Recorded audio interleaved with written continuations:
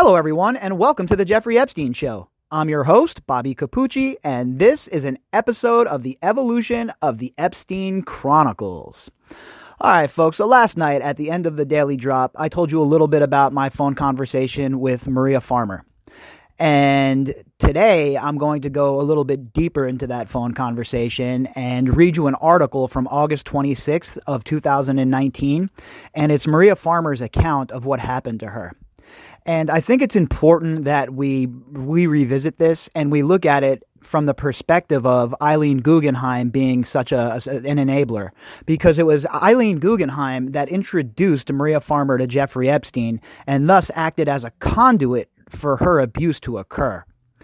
And it's one thing when we read these articles, folks, right? We read them, and of course, it hits you. It's hard hitting to read about what happened to these women, but to actually speak with Maria and to talk to her, one of the survivors of Jeffrey Epstein's reign of terror, it gave me a whole different perspective, right? It was honestly, I have to be honest with you, it's heartbreaking to hear. It was heartbreaking to listen to her, especially considering that if people would have listened to her when she first came forward, folks, this whole entire thing would not have occurred. Jeffrey Epstein would have been in prison. But the FBI didn't listen. They didn't pursue it because we know that he's protected by, people that are high up in the government. And we know that there's an intelligence aspect to this. People, making sure that he doesn't get in trouble. So it really, really, really rankles me to think that this all could have been stopped if they would have just listened to Maria Farmer. She came forward at great risk to herself, folks, when she came forward. She had, she's taking on some of the most powerful people, not only in our country, but in the world. And she was absolutely and utterly disrespected by law enforcement, by the legacy media, etc. So today, what we're going to do is we're going to put Eileen Guggenheim on blast, folks, here on the Jeffrey Epstein Show. How about that? We've never talked about her really on this show before. We've never given her a closer look. None of that. But that ends today. It's her turn to be put on blast. We're going to read this article.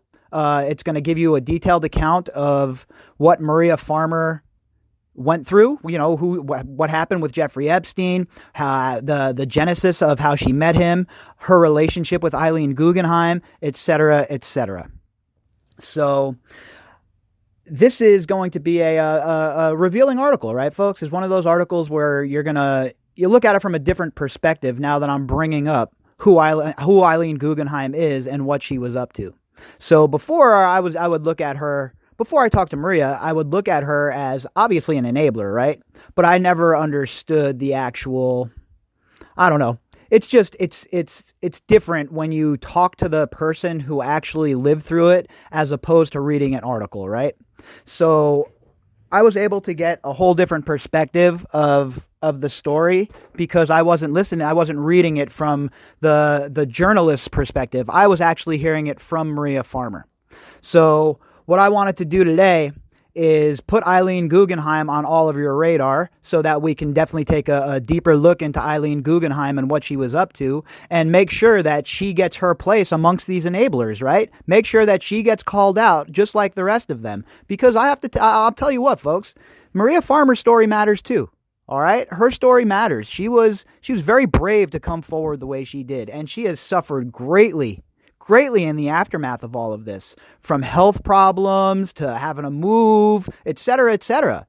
So I think it's time that we put Eileen Guggenheim on blast and we, shine some light on her relationship with Jeffrey Epstein and the way that she facilitated Jeffrey Epstein's abuse against Maria Farmer. So this article is from ArtNet News. The headline is, Jeffrey Epstein accuser Maria Farmer says the New York Academy of Art helped enable the disgraced financier. Pedophile, by the way. So the authors are Rachel Corbett and Ben Davis. The article was produced August 26th in 2019. As the lurid details about Jeffrey Epstein's decades of crimes against women and girls continue to trickle out, one unexplained reoccurring character in the saga has been the New York Academy of Art, a private graduate school known for its emphasis on preserving the tradition of figurative art. All right, folks.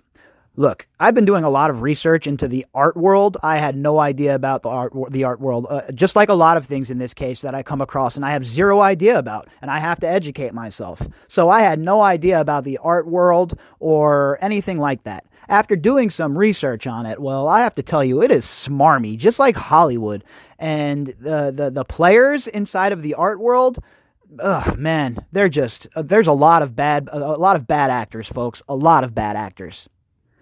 It is where Epstein met the young woman who became one of his earliest known alleged victims. It crops up decades later in connection with a strange painting of Bill Clinton wearing a dress that was spotted at Epstein's house, purchased from an Academy fundraiser in 2012. Well, that's the dress, the blue dress that Bill Clinton was painted in, that was on Epstein's wall. The same dress that Hillary Clinton was wearing, and Monica Lewinsky had a similar dress as well. But that was the picture that was hanging on Epstein's wall that they're talking about. Now, in response to mounting questions about Epstein's relationship with the school, the New York Academy of Art has promised to issue new guidelines to govern the relationships between students and collectors. Oh, isn't that nice? Isn't that nice? Now they do this? Considering Maria reported this to them as well when it happened, but now they're putting out guidelines. Now they're taking it seriously. Sorry, too late, New York Academy of Art. You have some answering to do. Okay, you have some answering to do. And the fact that Eileen Guggenheim is still involved with your school is absolutely, positively disgusting. Okay. Eileen Guggenheim is disgusting. She's an enabler, and she was one of the main reasons that Epstein was able to do what he did to Maria Farmer. Point blank, period, folks.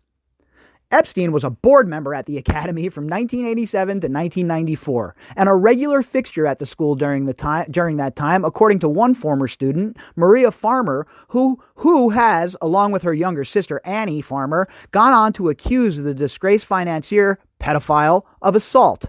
The Academy originally disputed that Epstein had ever been a trustee, but later reversed itself, confirming that he was on the board for 7 years. You see the pattern here, folks? Do you see the pattern of lying from the New York Art Institute, or the Art Academy, excuse me. Do you see the pattern of lying, not only with them, but with Eileen Guggenheim? See, it starts at the top. When you have somebody like Eileen Guggenheim, who is morally bankrupt and has no compunction about anything. She does not care about other human beings. Everything is just, all about consolidating her power and becoming more ensconced in her circles. When that's all that matters to somebody like her, you have a person that should not be dealing with students, okay, folks?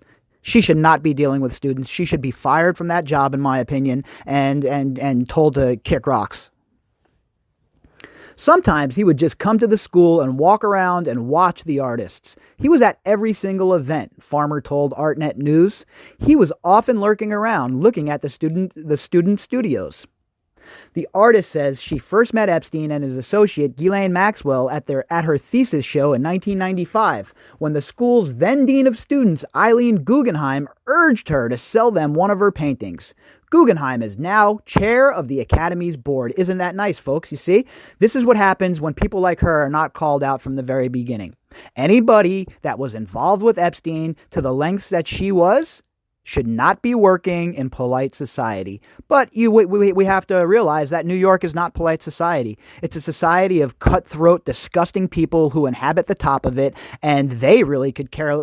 You think they care if somebody's a sexual offender? That means nothing to them. As long as that person can forward their career or move forward one of their ideas or have some financial backing for them, it doesn't matter what that person has done. It does not matter one bit. Be a human trafficker, a child molester, it does not matter to these people, folks. And that is the same circle Eileen Guggenheim runs with.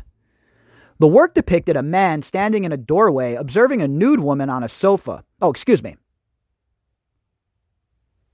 work depicted a man standing in a doorway observing a nude woman on a sofa, which was an illusion. Farmer recently told New York Times to Edgar Degas Interior 1868-1869, also widely known as The Rape. Farmer said she was reluctant to agree because she'd already sold the painting to a German buyer for $12,000. But Guggenheim allegedly told her, "You will be selling to them," Farmer recalled. "They are great benefactors of the Academy, and you are going to make them happy. Do you understand?" I can confirm that that is exactly what Guggenheim said to Maria Farmer. Maria Farmer told me that in our conversation, and the reason I'm using this article is because it's very accurate according to Maria Farmer. So, this Guggenheim lady, you see the way she talks to people. This is a student at her school, right? Somebody that she should be, helping out, motivating, and happy that she sold it to a buyer for 12 grand. She should be pumped about that, right? But no, there's no way. You're not selling that to them. We have great benefactors. Epstein, you're going to sell it to them. And the controlling. This is the thing that they like to do. They like to control people, folks. When you're part of that crust of society, that layer of society, all you want to do is be in control of people. No matter what the situation is, you have to always be in control. It's just the way they're wired. In an earlier court statement, she also claimed that Epstein said to her that if I sold him one of my paintings for half price, he would help me with my career. Farmer ultimately relented. "I was a trusting student," she said. "Who doesn't look up to the dean of their graduate program?" She agreed to the reduced fee of $6,000 and embarrassingly informed the German collector that she was mistaken and the painting had already been sold.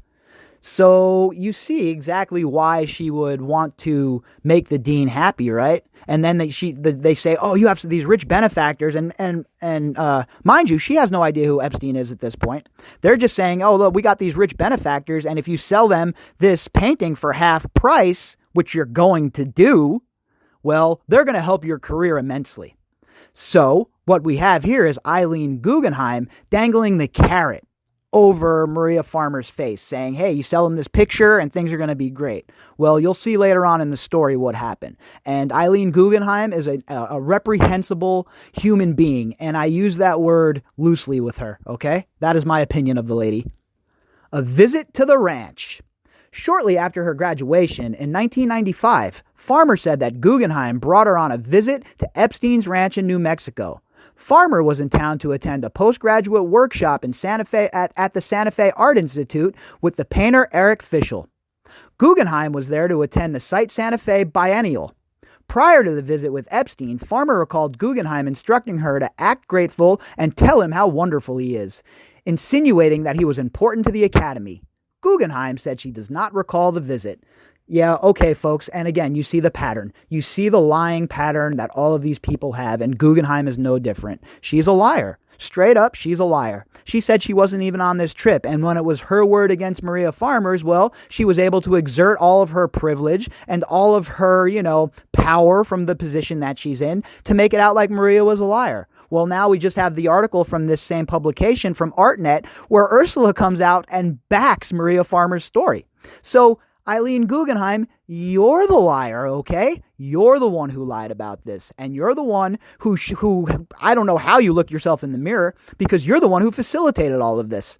It's absolutely, positively disgusting. And Guggenheim, in my opinion, is guilty as hell, folks. "He was seated in this chair, and he's all flirty with me," Farmer said, "but I thought he was married to Ghislaine." She remembers Maxwell as a formidable woman who initially made her feel comfortable. "While we were there, she literally rode up on a white horse," Farmer added. Once Farmer returned to New York, Epstein hired her as an art consultant. Epstein had bad taste, Farmer recalled, a fact that has been established in reports about the aggressively unsettling decor of Epstein's homes, which is known to have included displays of prosthetic eyeballs, a female mannequin hanging from a chandelier, a chess set featuring the likeness of his staff clad only in underwear, and a painting of Bill Clinton in a blue dress by another New York Academy of Art student, Patrina Ryan Clyde. He liked art that made people react, Farmer added. During her employment, she says she did manage to convince him to buy work by some artists she respected, including Chuck Bowdish and Damian Loeb. She remembers Epstein bought Loeb's painting of a child swimsuit pageant, Little Miss Pink Tomato, 1995. And typical for these people. You notice all of these people that run in these circles all have this sort of artwork at their house anyway. This is the kind of artwork that, for a normal person, right? If, normal person, a grandma, an art collector, this is a quality piece of work, right? You look at it, I'm looking at the picture of it right now. It's fantastically painted. I mean, it's absolutely a great painting. But a guy like Jeffrey Epstein has no business having a painting like this hanging in his house, right? Maybe in your art collection. But he was that kind of sick guy. That's the kind of sick dude he was. And back then, remember, in 1995, Maria had no idea who this guy was. She thought he was just some rich benefactor of the school that's going to be able to advance her career. And that's how it works in places like the art world. Nepotism. You know somebody, they get you to a gallery, and before you know it, you're selling paintings. But as we see, this wasn't that. This was a trap. This was a whole setup that Eileen Guggenheim was involved in, folks. All right? Straight up, point blank period. Eileen Guggenheim was involved in facilitating the abuse of Maria Farmer. Point blank period. At one point, Epstein offered to provide Farmer studio space to work on a series of paintings she'd been commissioned to produce for the set of the film As Good as It Gets. He arranged for her to travel to the Ohio mansion of his associate, clothing magnate and art collector Leslie Wexner, and his wife Abigail. While there, Farmer claims that Epstein and Maxwell sexually assaulted her. There you go. There you go, folks, all right? Maria Farmer was assaulted on Les Wexner's property. And Wexner has the audacity to act like him and Epstein weren't close, or he wasn't involved in this? Let me ask you a question. What if a crime was committed at your property? You don't think the cops would have some questions for you? Well, they certainly had no questions for Mr. Wexner. Okay? Mr. Wexner, the king of his own castle in Columbus, the man who can do no wrong, the man that can do whatever he wants without any chance of law enforcement asking any questions. Isn't our two-tier justice system grand? The next morning, she says she called Eileen Guggenheim and told her what happened. I was sobbing and said Epstein and Maxwell are sick people and I think I could have been raped, Farmer said. In response, Guggenheim allegedly blamed me and mocked me. Guggenheim said she does not recall this conversation. Well, speaking to Maria, that is factual as well. Guggenheim was very verbally abusive. Guggenheim had a lot to say that she should not be saying to a student calling her with such grievous complaints. Guggenheim should have been on the first flight or the first car over to see Maria Farmer to make sure she was okay. She should have called the university. There should have been an investigation right away. All ties to Epstein should have been frozen while they investigated, and the police should have been brought in. You're telling me the Institute couldn't have exerted more pressure, couldn't have flexed a muscle on behalf of one of their students? Of course they could have. They chose not to. They chose to enable Jeffrey Epstein instead. Boy, how fantastic. In a statement, the New York Academy of Art said the school is taking steps to reconsider the way art collectors interact with its students. The New York Academy of Art is deeply shocked and saddened by what one of our graduates, Maria Farmer, went through at the hands of Jeffrey Epstein, and we are truly sorry for what happened to Maria, a representative said in a statement. The Office of the President is establishing a committee to formalize a protocol for how art collectors can and should interact with the Academy's student artists. They're not sad enough that they got rid of Guggenheim, right? They're not sad enough that they've cut ties with Guggenheim, right? They're not sad at all. They don't care. They weren't there to protect Maria when she needed them most, and they're not here now. Until Guggenheim is separated from that academy, they'll be marred, okay? That's it. That's just the way it's going. These enablers are not escaping our scrutiny anymore, folks, all right? They're all being put on blast. They're all being brought out into the public, and we'll let the public decide what they think, okay? Because guess what? The evidence is all there that these people were enabling Epstein. It's not even conjecture at this point, okay? It's obvious. It's evidence. That there's evidence of it. All you have to do is follow just even the daily drops that we've been doing. And you see all the ties with all of these rich, disgusting people to Jeffrey Epstein and how they help facilitate his crimes. And you see it's in all of the outlets, right? So for the Academy to come forward and act like they care so much now, while they weren't around when Maria Farmer needed them the most, it's offensive. They're gross, okay? Cut ties with Guggenheim. That's it. That's what you need to do. Cut ties with Guggenheim and make it public. Until then, you're in the crosshairs and you will be catching this smoke on the podcast. Mixed messages. Epstein's ties to the Academy have been murky. In 2012, as part of what the Miami Herald described as a broader campaign to enhance his image as a philanthropist and investor, the Jeffrey Epstein Foundation announced in a press release that it had given crucial funding to the Academy, lauding it as one of the few graduate art schools in the United States that focus on a purely classical approach to the visual arts.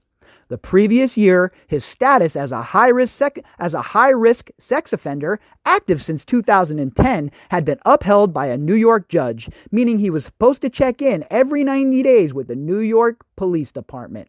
So, while he's being called a high-risk sex offender, folks, the New York Art Academy is taking his money at the same time. Do you think Guggenheim was not talking to him? You were involved in the crimes that you were convicted of, Epstein. We're not talking to you anymore. Yeah, right. She was inviting him right to the Academy still, I bet, taking his money, not giving a goddamn about anybody that he abused on the way here. It makes me absolutely incensed, all right? It makes me so mad when institutes like this come forward after the fact and act like they truly care about these victims and they're launching these investigations. You're launching an investigation into yourself. Give me a break, you bunch of jackasses. Nobody buys what your findings are, okay? You'll have one or two scapegoats like everybody else. You'll throw them under the bus and then you'll get on with your sick business, enabling the next sick bastard that comes rolling through your doors. Rigorous training and technique liberates the artist when approaching contemporary art, Epstein was quoted as saying in the press release accompanying the donation. It gives him the tools to express himself precisely. The same can be said for the scientist when approaching science. Oh, isn't he just so smart? Jeffrey Epstein he's just a modern day Aristotle, isn't he? What a clown. Shut up, clown. A representative for the school denied that there was any such donation. Epstein's Foundation issued a press release without our knowledge or approval in 2012. We believe that this funding referred to the purchase of tickets at the 2012 Tribeca Ball, and his foundation then issued a press release claiming he was a donor to us because he bought tickets at a fundraiser. Epstein is known to have made various false claims about his charity. Wexner, Epstein, and Maxwell all figure in another case that suggests the extent of ties between the New York Academy of Art and the convicted sex criminal. In 2003, portrait painter Nelson Shanks used all three individuals for non-payment over a $339,900 portrait of Leslie's wife Abigail Wexner and her 4 children. Shanks alleged that Epstein had commissioned the painting as a gift, using Maxwell as an agent, and then that he had gone to the Wexner home to take photos as source material. Both Epstein and the Wexners found the final painting unflattering and refused to pay. Court papers filed in 2003 depict Epstein as having a long-standing relationship with the Art Academy, including working closely with students to develop commissioned artworks. They knew what he was. Eileen Guggenheim knew the monster Epstein was and let him have access to these students. If that doesn't make your hair go on fire, folks, and flip the button and make you crazy, I don't know what will. This Guggenheim lady is absolutely, positively disgusting. During Mr. Epstein's affiliation with this institution, Mr. Epstein had occasion to purchase portraits from students enrolled at this institution. Epstein's legal filing stated, on each such occasion, Mr. Epstein was given the opportunity to review the finished work, request revisions to the finished work, and only when Mr. Epstein was satisfied with the finished work did Mr. Epstein pay for the portrait. Boy, he had some stringent guidelines, huh? He was just had a real nose for art, said nobody ever. He just makes me sick. Jeffrey Epstein just makes me sick, folks. Asked about the extent of Epstein's contact with students, a spokesperson for the Academy stated, "It is possible that he or someone in his employ purchased art or made arrangements for a commissioned work by a New York Academy of Art artist, but if there was a commissioned piece, that commission was handled directly between the artist and Epstein." Oh, give me a break. He only had access to these artists because you let him come onto the campus, or, like in Maria Farmer's case, she was introduced by Eileen Guggenheim to the man that went on to sexually assault her. Are you kidding me right now?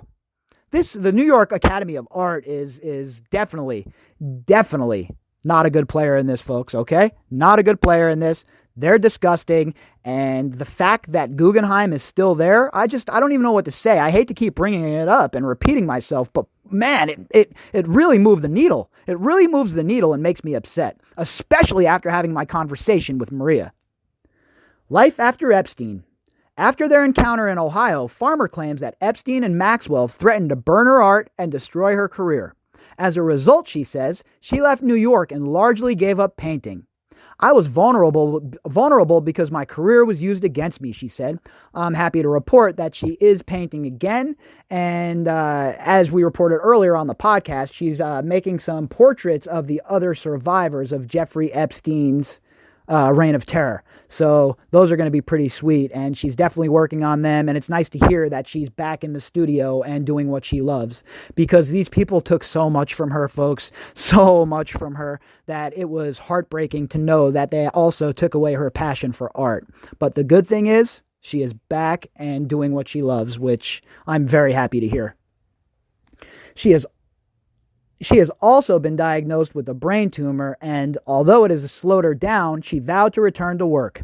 Today, she's working on a new series of portraits of Epstein's victims. She's planning to meet with the women for sittings and will also create a series of female figures in the form of paper dolls, representing all the ones we don't know about. Farmer said that although Epstein derailed her career, she's resolved to have her story told. I need it said. I want people to know about the people who really abuse artists. And that's exactly what we're going to do here on this podcast, folks.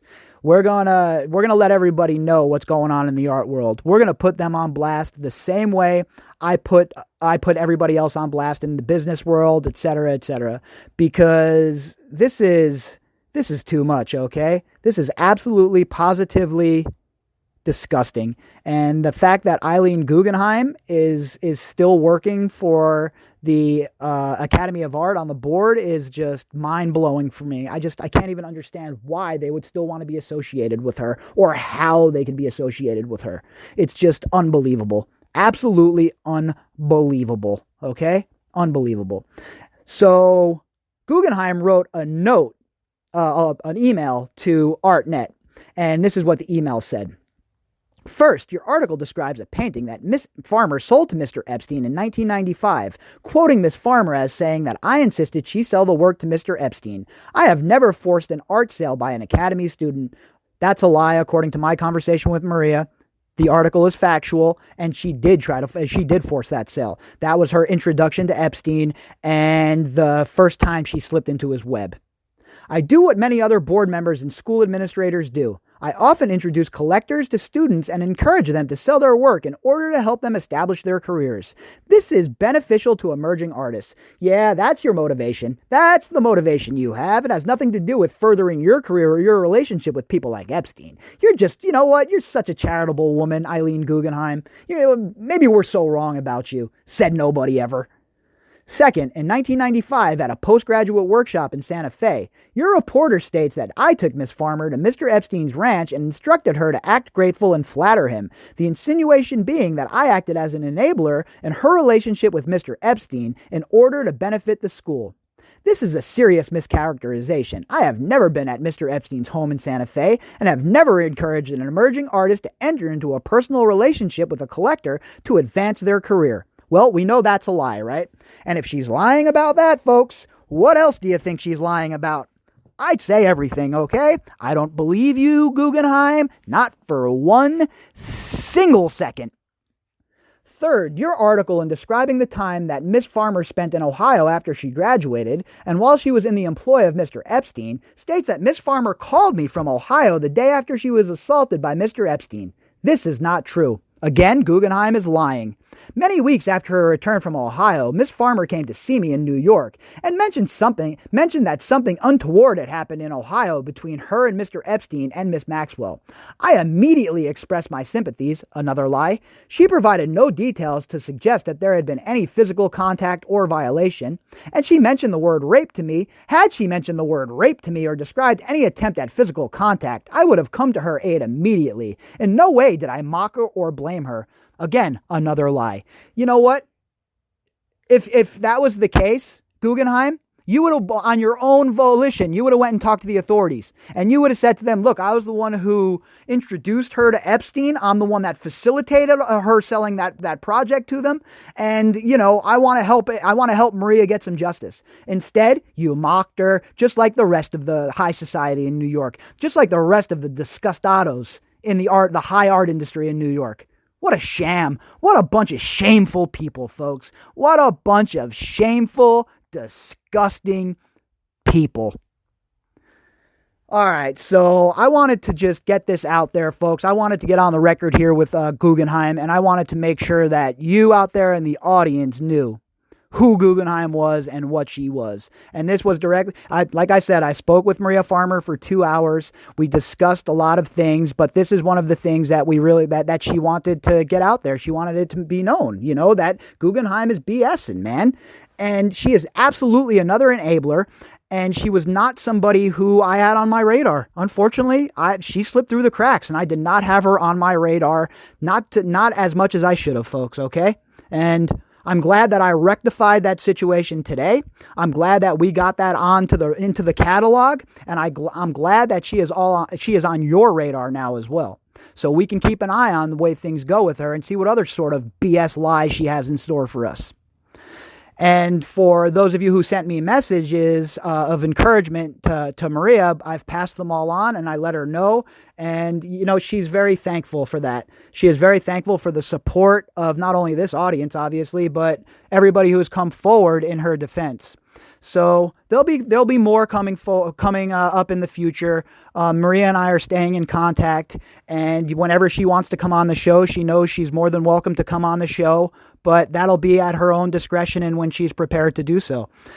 Until then, folks, we're going to keep doing what we do here. We're going to keep grinding, right? We're going to keep our nose to the grindstone. We're going to keep pushing for justice, and we're not going to let the enablers get away with this. All right, because they're guilty as hell too, folks. They need to be brought to justice. They were part of this criminal conspiracy. So they need to face whatever justice it is that is coming their way for the things that they did to people like Maria Farmer. All right, folks, if you'd like to contact me, you could do that at bobbycapucci@protonmail.com. That's BOBBYCAPUCCI@protonmail.com. Also, if you would like to help support the podcast, you can do that by clicking on the GoFundMe link inside of the description box. To all of you who have donated already, thank you so much. And to everybody who shares the content with their friends or, on social media, thank you very much as well. The more people that hear the message, the more people that know what's going on, the better. All right, folks, we're not done tonight. I'll be back with the daily drop later on. And then tomorrow morning, obviously, we're going to start all over again because that's what we do. We keep grinding.